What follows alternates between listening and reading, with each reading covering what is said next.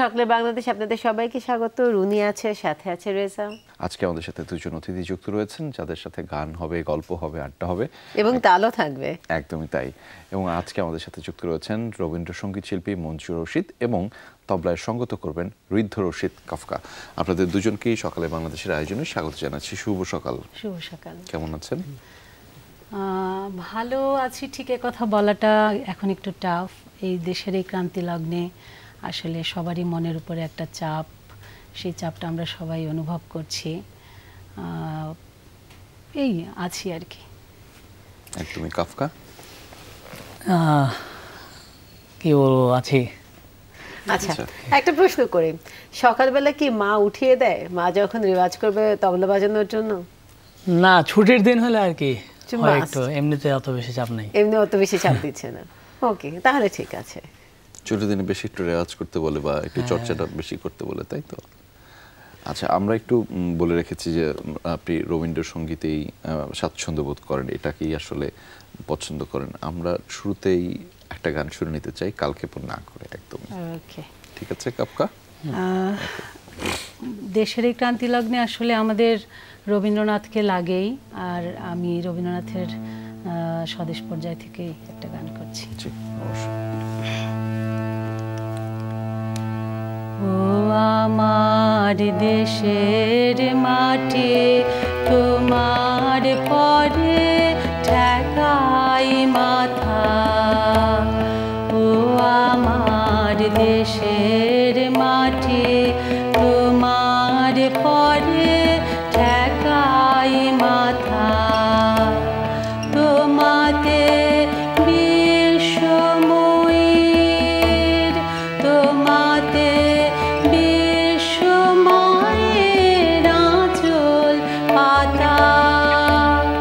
ও আমার দেশের মাটি, তোমার পরে ঠেকাই মাথা। তুমি মিশেছো মোর দেহের সনে, তুমি মিলেছো মোর প্রাণে মনে, মিশেছো মোর দেহের সনে। তুমি মিলেছো মোর প্রাণে মনে, তুমি যে সকল সহা সকল মহা মাতার মাতা। ও আমার দেশের মাটি, তোমার পরে ঠেকাই মাথা। ও গো মা, তোমার কোলে জনম আমার মরণ, তোমার বুকে। ও মা, তোমার কোলে জনম আমার মরণ, তোমার বুকে। তোমার পরেই খেলা আমার দুঃখে সুখে। তুমি অন্য মুখে তুলে দিলে, তুমি শীতল জলে জুড়াইলে, অন্য মুখে তুলে দিলে। তুমি শীতল জলে জুড়াইলে, তোমাতে সকল সহা সকল মহা মাতার মাতা। ও আমার দেশের মাটি, তোমার পরে ঠেকাই মাথা। অনেক তোমার খেয়েছি গো, অনেক নিয়েছি মা। ও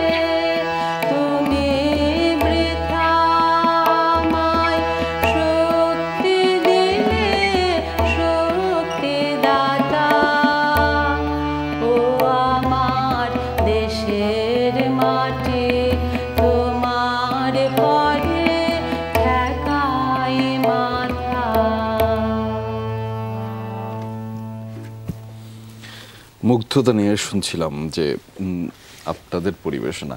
আমি একটু জিজ্ঞেস করতে চাই আপনাকে যে সঙ্গীতটাকে এভাবে বেছে নেওয়ার কি কারণ, যে কলার তো আরো অনেক জায়গা রয়েছে, ঠিক কেন সঙ্গীতটাকেই বেছে নেওয়া, কেন সঙ্গীতটা পছন্দ, আবার বিশেষ করে রবীন্দ্রসঙ্গীত? আর সঙ্গীতটা বেছে নেওয়ার কারণ আসলে পরিবার। আমার আচ্ছা। ফ্যামিলি থেকেই, আমরা যখন খুব ছোট তখন থেকেই পারিবারিক একটা আবহ ছিল, এবং গুরু রেখে গান করানো। এরপরে যখন ইউনিভার্সিটিতে ভর্তি হলাম, ছায়ানটকে পেলাম, ছায়ানটের সাথে যুক্ত হলাম। আর রবীন্দ্রসঙ্গীতের ব্যাপারটা হলো যে ছোটবেলায় তো যা হয়, গুরুরা যা শেখান, ছড়া গান, রবীন্দ্রসঙ্গীত, নজরুল সঙ্গীত সবই থাকে। কিন্তু যখন আমি ক্লাস 8 শেষ করে 9-এ উঠলাম, সেই সময় একটা মুগ্ধতা তৈরি হলো রবীন্দ্রসঙ্গীতের প্রতি, রবীন্দ্রনাথের প্রতি। এবং গানটা আসলে আমার কাছে, গানটা যে শুধু একটা সময় কাটানোর বিষয় তা না, গানটাই আসলে টান, এটা প্রাণেরই টান, এবং আমার কাছে এটা প্রার্থনা। কাফকা? হ্যাঁ, কাফকার কাছে জানতে চাই তবলা কেন?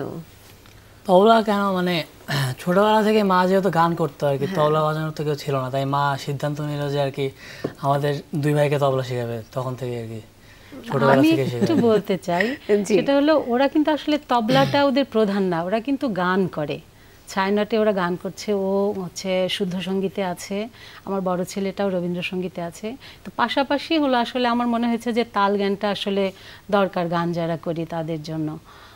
সেজন্য পাশাপাশি ওরা বাসায় তবলাটা করে, কিন্তু ওরা মূল হচ্ছে গানটাই শিখে। মা কি চাপিয়ে দিচ্ছিল? না, চাপিয়ে ছিল না। চাপিয়ে দিচ্ছিল, ওকে দেখলে সেটা মনে হচ্ছে আসলে পুরোপুরি যখন বাজাচ্ছিল পুরোই সেটাকে আসলে এনজয় করে। তো আমরা সাধারণত যেটা দেখি যে যারা সঙ্গীত শিল্পী আছেন, যদি প্রফেশনালি অনেকে নাও নিয়ে থাকেন, পরিবার হয়ে যাওয়ার পর আসলে তিনি কিন্তু গানটাকে আসলে ছেড়ে দেন। কিন্তু আপনার ক্ষেত্রে বিষয়টা আসলে অন্যভাবে, যে আপনি তো নিজে গানে আছেন এবং সঙ্গে সঙ্গে ছেলেদেরকেও মানে গানের মধ্যে যুক্ত করা এবং পরিবার নিয়ে আসলে যে পারফর্ম করার বিষয়টা, এই সিদ্ধান্তটা আসলে কিভাবে নিলেন? এটা আসলে আমাদের জীবনটা তো আসলে একটা অ্যাক্সিডেন্ট। আমি যার সাথে আমার ঘর বাঁধলাম, কেমনে কেমনে যেন ওই মানুষটা অসম্ভব বেশি রকমের ভালো। আর আপনি যেটা বললেন যে বিয়ের পরে বা সংসারের পরে গানটা থাকে না, কিন্তু আমার গানটা গান হয়ে ওঠার ক্ষেত্রে আসলে বিয়ের পরের ভূমিকাটাই বড়। আমার ইউনিভার্সিটি এবং আমার ছায়ানট একসাথে শুরু হয়েছে, তখন আমরা বিয়েও করে ফেলেছি। তো এই সব কিছু তারই পরিচর্যাই হয়েছে, এবং এখনও যে গান করি এটা আসলে ওনার অসম্ভব এক ধরনের ভালো লাগা আছে, মুগ্ধতা আছে। তাকে মুগ্ধ করতেই মনে হয় আমি গানটা করি। আরও অনেক কারণে আছে, এটা জাস্ট মজা করে বললাম। আসলে হয় কি, পরিবার থেকে সাপোর্টটা না পেলে হয় না। আমার পরম সৌভাগ্য যে আমি এরকম একজন মানুষ পেয়েছি, এরকম একটা পরিবার পেয়েছি, এবং আমার বাচ্চারাও ভালো। ও সব কাজ শেষ করে রাত 12টা বাজলে ও রেয়াজ না করে ঘুমাতে যায় না, এটা অনেক অনেক বড় একটা পাওয়া। আমরা গল্প করছিলাম, গানও করছিলাম, এবং আমরা কথা দিয়েছিলাম কাফকার ছোট করে একটি গান শুনবো। মানে মায়ের সাথেই সে গাবে? বাবা আকাশ ভরা, হ্যাঁ হ্যাঁ মহারাজও না, তুমি বাজিয়ে করো, তান পড়াই করো।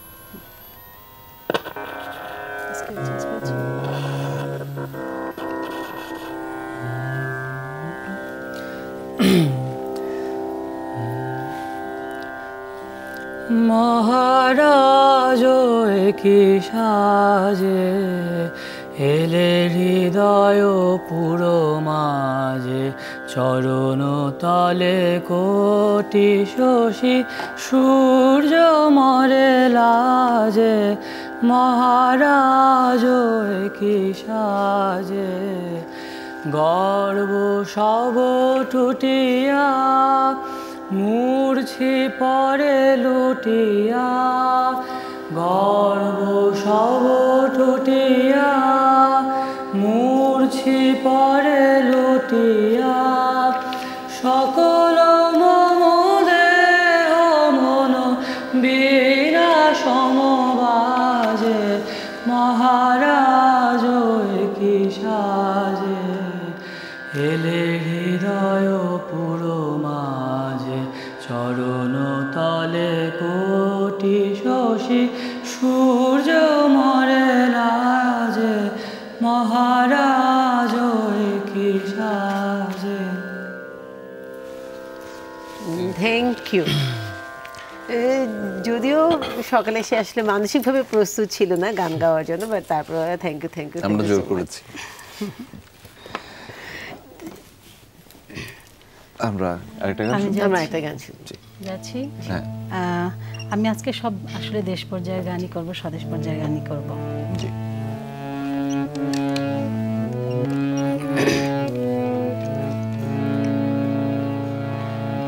যে তোমায় ছাড়ে ছাড়ুক আমি তোমায় ছাড়ব না মা, যে তোমায় ছাড়ে ছাড়ুক আমি তোমার চরণ মাগো, আমি তোমার চরণ করব শরণ, আর কারো ধার ধারব না মার, কারো ধার ধারব না মা, যে তোমায় ছাড়ে ছাড়ুক।